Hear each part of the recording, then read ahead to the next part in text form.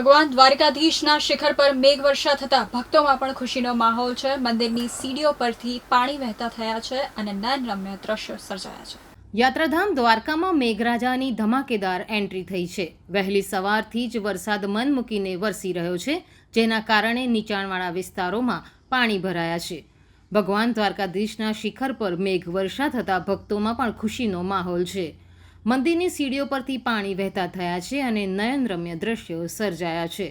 દ્વારકાના ભદ્રકાળી વિસ્તારમાં પણ પાણી ભરાયા છે। વેપારીઓએ દુકાન પણ ખોલી નથી, એટલા પાણી ભરાયા છે।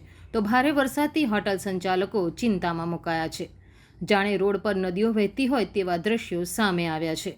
દ્વારકામાં આજે વરસાદ મન મૂકીને વરસી રહ્યો છે, ત્યારે ભક્તોમાં પણ ખુશીનો માહોલ છે અને મંદિરમાં ભક્તો દર્શન કરવા માટે પહોંચી રહ્યા છે। દ્વારકાના જામખંભાળિયામાં ભારે વરસાદ પડ્યો છે।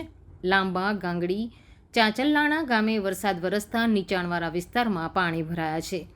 લાંબામાં નીચાણવાળા વિસ્તારમાં પાણી ભરાતા સ્થાનિકો હેરાન થયા છે।